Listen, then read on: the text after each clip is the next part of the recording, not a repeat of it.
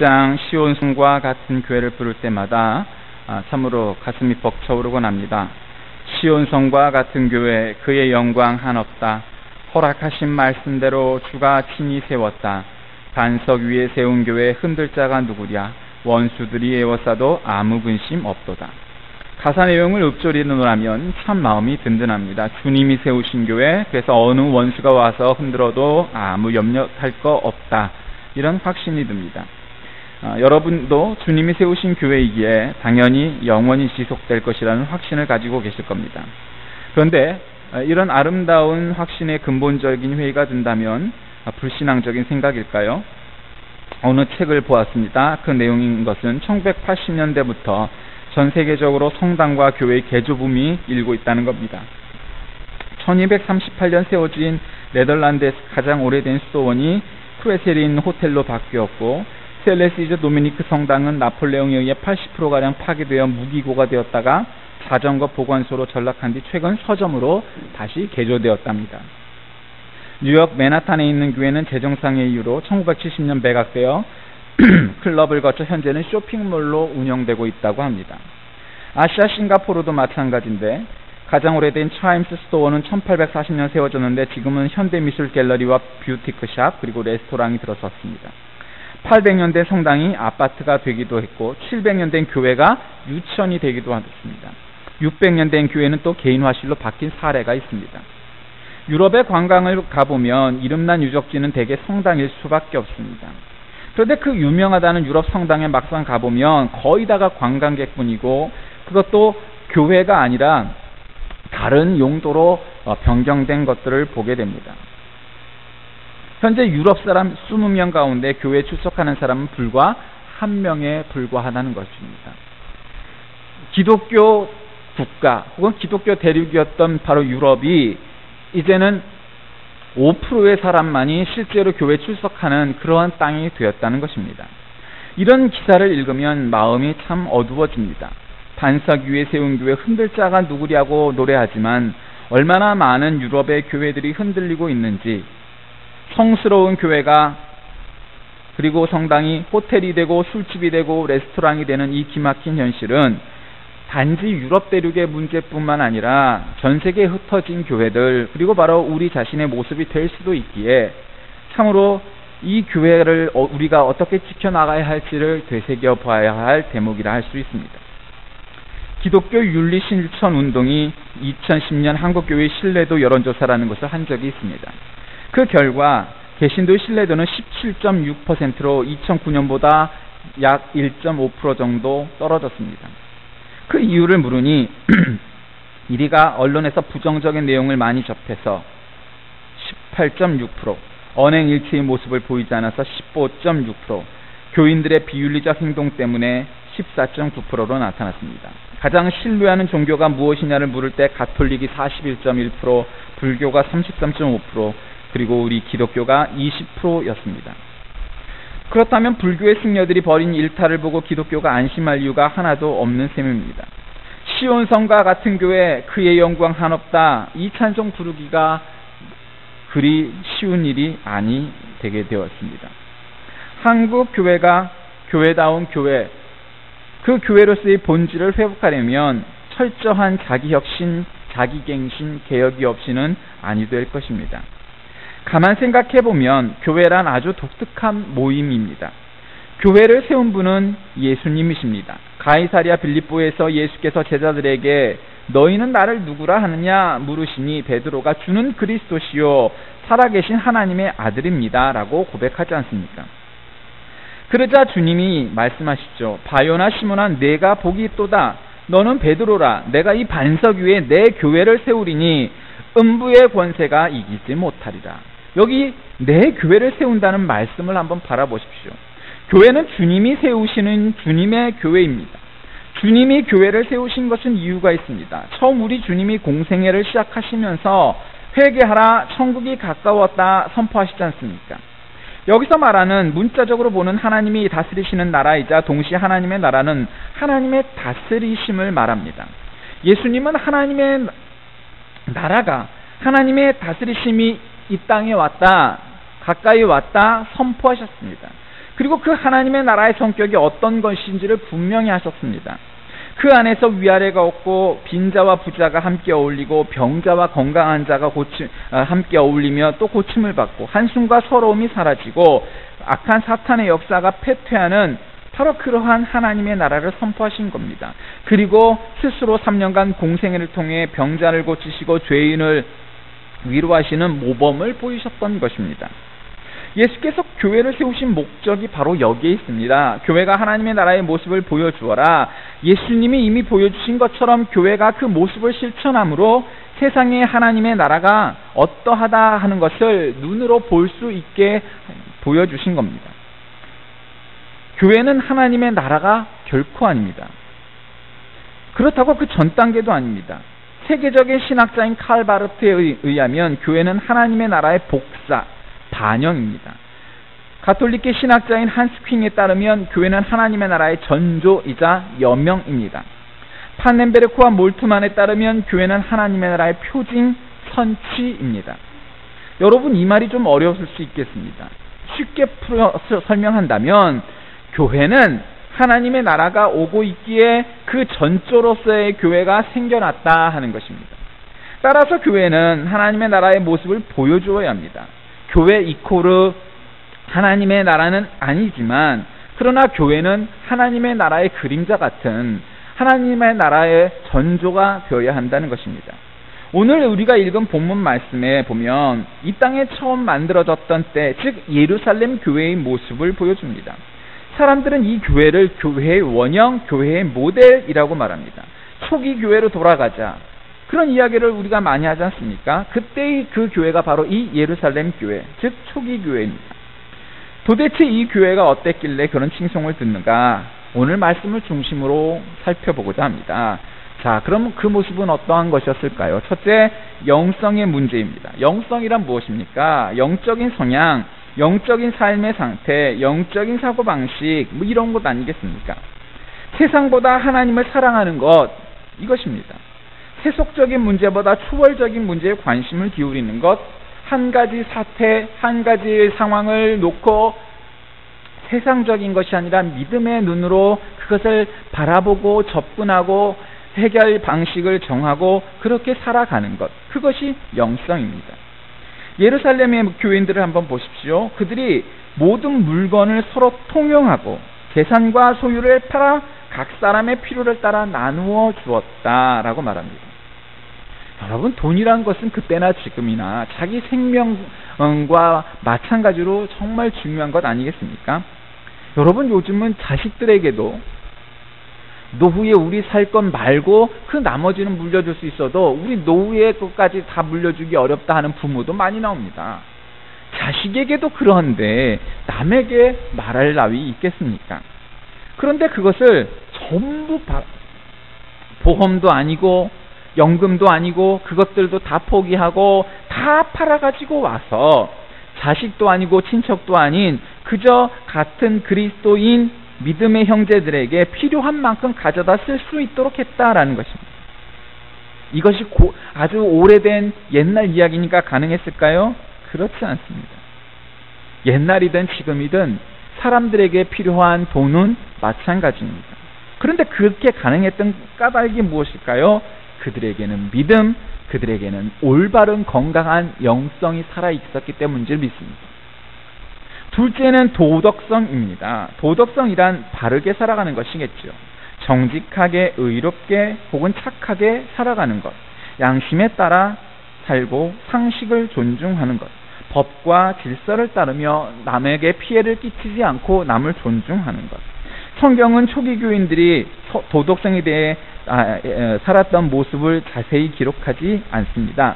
42절에 보면 그러나 그들의 라이프 스타일이 조금 나타나는데 사도의 가르침을 받는다, 서로 교제하고 떡을 뗀다, 오로지 기도하기를 힘쓴다 등이 나타납니다. 도덕성 이야기는 나오지 않습니다만 확실한 힌트를 주고 있는 것은 온 백성에게 칭송을 받았다는 것입니다. 여러분, 예수 믿지 않는 사람들이 교회를 그리고 성도들을 바라볼 때 어떤 모습에 감동받겠습니까? 물론 우리가 열렬히 기도하고 찬양하는 모습일 수도 있겠지만 그러나 세상적인 관점은 그것과는 좀 다를 겁니다. 그것은 우리가 교회 안에서 열심히 있게 정말 성도다운 아름다운 모습으로 하나님을 잘 믿는 모습도 중요하지만, 우리가 예배당을 벗어나 가정과 직장과 학교로 돌아가 그곳에서 성도의 모습, 즉 아주 가장 보편적이고 가장 올바른 모습의 인간다운 모습으로 살아갈 때 그 모습을 보고 그들이 감탄하는 것이라는 것입니다. 어떻게 보면 그 모습이 신앙의 본질이냐 하는 차원에서는 좀 다를 수 있겠지만, 인간의 삶의 본질이냐 하는 데 있어서는 분명한 겁니다. 온 백성에게 칭송을 받았다 하는 것은 그들이 교회 안에, 즉 예배당 안에서나 예배당 밖에서나 모습이 동일했다, 별 차이 없었다. 그래서 그들이 칭송받았을 것이라는 겁니다. 양평에서 한 주부가 수십억 원에 달하는 사기 행각을 벌인 적이 있습니다. 평범한 주부가 청와대 비자금 모금책을 사칭하며 사기 행각을 벌였는데 피해당한 사람들의 이야기가 참으로 어처구니 없습니다. 그 여자 생긴 것도 착하게 생겼고 신앙도 좋고 믿을 만한 것 같아서 빌려주었는데, 신앙도 좋고 열심히 교회 다니는 사람 얼굴 모습과 말하는 것은 너무도 신실해 보여서 그를 믿고 돈을 빌려주었는데 결국은 사기당했다, 이런 것입니다. 도덕성을 갖추지 못한 성도는 올바른 성도, 올바른 교회됨을 이루지 못하는 것입니다. 셋째는 공동체성입니다. 공동체성이란 더불어 사는 정신, 삶의 태도를 말하는 것 아니겠습니까? 오늘 본문에 보면 서로 돌아보고 나누고 베푸는 삶을 우리에게 말하는 겁니다. 서로 간에 책임감을 느끼고 하나됨과 화합을 지향합니다. 초기 교인들은 집에서 떡을 가져왔습니다. 가난한 사람들은 가져올 곳이 없었겠지요. 혹은 또 잊어버리고 떡을 두고 온 사람도 있었을 겁니다. 그런데 그것을 함께 나눕니다. 그날 참여하지 못한 사람에게 떡을 남겨 갖다 주고 자기 돈을 가져다가 필요한 사람이 쓰게 합니다. 즉 아무런 대가 없이 그리했다는 겁니다. 바로 이 세 가지, 즉 영성, 도덕성, 그리고 공동체성이 바로 초기 교회의 특징이라고 할 수 있습니다. 이것이 바로 초기 교회가 하나님의 말씀대로 온전히 세워졌던 모습이고, 사람들에게 칭송받았던, 즉 모범을 보였던 까닭입니다. 저는 교회의 목사 입장에서 고민되는 게 이겁니다. 과연 우리 교회는 하나님이 칭찬하실 만한 교회인가? 세상이 칭찬할 만한 교회인가? 보이지 않는 하나님은 차치하고라도 사람들이 보기에 칭찬할 만한 교회인가 하는 것입니다. 과연 교회 밖의 사람들은 우리 교회를 어떻게 볼까? 우리 교회가 이 사회에 어떤 공헌을 할까? 긍정적일까? 부정적일까? 뭐 하는 것입니다. 해답은 두 가지라고 요약할 수 있습니다. 하나는 교회라는 공동체와 기관이 해야 할 일들입니다. 우리는 어떻든 간에 이 사회, 이 지역사회, 이 나라에 발붙이고 있는 교회입니다. 그러니 이 지역사회 그리고 이 나라의 오늘날의 현실을 반영하고 필요를 우리는 감지해야만 합니다. 그리고 그것에 부응해야만 합니다. 예배당을 멋지게 지어 하나님께 봉헌하는 것 아름다운 일입니다. 얼마나 멋진 일입니까? 그 자체가 불편하거나 비난을 받을 만한 일이 전혀 아닙니다. 그러나 필요 이상의 화려함과 돈으로 예배당을 치장했는데 그에 비해 그 지역사회 그리고 이 나라를 향해 그만한 봉사, 섬김, 나눔이 없다면 비탄받을 수밖에 없게 되는 겁니다. 만약 우리가 예배당을 짓는 돈의 2배를 사회에 공헌하고 지역사회를 위해 섬긴다면 과연 우리 교회를 비난할까요? 아마 그렇지 않을 겁니다. 국가가 복지사업을 많이 확장시켜서 사람들이 그 혜택을 받고 삽니다. 그러나 여전히 이 땅에는 아직도 그런 국가적인, 즉 공적 사회복지나 혜택을 받지 못하는 사람들도 많다는 것을 우리는 유념해야 합니다. 어느 시대나 그러한 공적 혜택을 받는 사람들 이외 받지 못하는 틈새도 존재한다는 것입니다. 교회는 바로 그렇게 공적 혜택을 받지 못하는 사람들에게 친구가 되고 돕는 그러한 곳이어야 할 것입니다. 둘째는 성도, 즉 교인 한 사람 한 사람들의 역할이라고 생각합니다. 교회는 공동체성으로 무슨 일을 하는 것도 중요하지만 여러분 한 사람 한 사람이 또한 교회입니다. 그리고 여러분 한 사람 한 사람이 하나님을 대리하는 사람들입니다. 사람들은 보이지 않는 하나님을 보지 못하기에 여러분 한 사람 한 사람을 통해 교회를 그리고 하나님을 평가하고 바라볼 수 있게 되는 것입니다. 그러므로 우리가 그리스도인의 모습으로서 온전히 살아갈 때 사람들은 여러분 한 사람을 놓고 야, 참 그 교회는 좋은 교회다, 참 하나님은 좋은 분이다 라고 평가할 수도 그렇지 않을 수도 있다는 겁니다. 우리 기독교는 예수 그리스도로 인해 모든 가치가 새로워진 사람들입니다. 예수 안에 새로운 가치, 예수 안에서 새로운 세계관이 열린 것입니다. 가난한 것이 복이라고 우리가 말을 하고 또 정말 그렇게 믿는다면 우리가 갖고 있는 소유물들을 잘 관리하고 하나님에 따라서 온전히 쓸 수 있어야만 합니다. 그냥 내 이익과 내 노후만을 생각해서 그 돈을 은행에 넣어두고 건물과 땅을 사두어서 내가 늙어서 죽을 때까지 잘 살아야지 하는 모습으로 사는다면 가난한 자는 복이 있나니 천국이 어쩌고 저쩌고 말하는 것들이 도대체 무슨 의미가 있겠습니까? 세상이 말하는 복을 무시한다는 것 아닙니다. 복 받는 거 좋은 일입니다. 우리도 복 받고 저도 복 받고 싶습니다.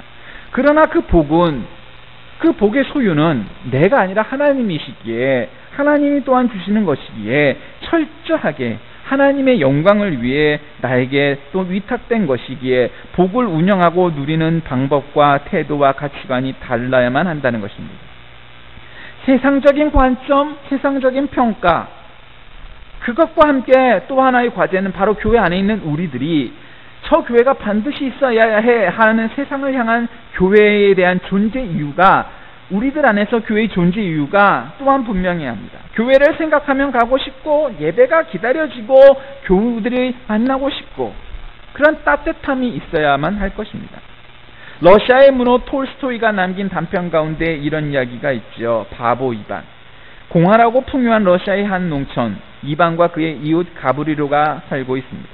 어느 날 이반네 암탉이 가브리론의 집에서 알을 낳은 것처럼 꼬꼬댁 하면서 소리를 지릅니다. 이것을 본 이반네 가족들이 가브리론의 가족을 보고 방금 낳은 달걀을 돌려달라고 했습니다. 그러나 가브리론에는 닭이 알을 낳은 것이 아니라고 했습니다. 여기서부터 전쟁이 시작되고 나중엔 치고받고 싸움을 합니다. 이반은 가브리론의 옷을 찢고 콧수염을 뽑아버렸습니다. 이렇게 싸움하는 동안 가브리론의 마차에 문자가 하나가 없어지고 말았고 이반의 아들들이 훔쳐간 것이라고 우겨대기 시작합니다. 두 사람은 법정을 찾아가 고소를 합니다. 이반네와 가브리론에는 오랜 세월 동안 가까이 사는 이웃이었지만 원수가 되었습니다. 어느 결혼식장에서 두 가정이 다시 만나게 되었는데 이반의 부인은 가브리로의 부인을 보고 계란을 훔쳤다고 비난합니다. 홧김에 가브리로는 이반의 부인을 주먹으로 쳤습니다. 즉각 상해치상 혐의로 법원에 고소되어 벌금을 물게 됩니다. 이번엔 가브리로가 반격합니다. 어느 날 가브리로는 이반의 집에 불을 질렀습니다. 이반은 분을 참지 못해 가브리로의 멱살을 잡고 치고 받았습니다. 이렇게 싸움을 벌이는 사이 이반네 집은 다 타버리고 불티가 날아들어 가브리로의 집까지 타고 말았습니다. 그리고 나중엔 동네까지 화염에 쌓이게 되었습니다. 설명을 붙일 필요도 없이 불신과 미움과 싸움이 있는 곳에 결론은 비극이었다는 것을 보여주는 내용입니다. 불신의 작은 불씨가 미움과 더불어 커지면 나중에 감당할 수 없는 비극을 초래하게 된다는 내용이죠. 우리가 하나님의 사랑을 이야기하면서 서로 사랑하지 못하고 서로 믿지 못한다면 이 이야기에 나오는 사람들과 무엇이 크게 다르겠습니까? 사랑하는 여러분, 교회는 하나님의 대안입니다. 하나님의 대책입니다. 여러분은 바로 그 교회입니다. 따라서 여러분은 하나님의 대안이고 대책입니다. 교회는 하나님이 세우신 위대한 이름일 수밖에 없습니다. 혹 내 자신이 그 교회의 거룩하고 위대한 이름에 먹칠을 하고 반하며 살아가는 것은 아닌지요. 하나 되어 하나님이 인정하시는 그러한 모습, 우리만의 선언으로 끝나지 않고 세상 사람들의 칭찬을 받기 위해선 이 나라가 요즘 도대체 어떠한 문제가 있는지, 이 사회에 우리의 손길이 필요한 것이 어디인지 우리가 관심을 갖고 눈여겨보지 않는다면 교회의 존재 이유는 없어지게 될 것이고 세상의 요구에 부응하지 못하는 교회가 되고 말 것입니다. 많은 교회가 있습니다. 그 교회는 그 교회의 모습들대로 서로가 처한 현실과 관점에 따라 이 사회에 필요한 사랑, 나눔이 있어야 할 만한 곳에 자신들의 능력과 사랑을 나누면서 살 때 우리 기독교가 그리고 교회가 목사와 성도 모두가 하나님 앞에 그리고 사람들 앞에 칭찬받고 인정받을 만한 그러한 시대가 오게 될 것입니다.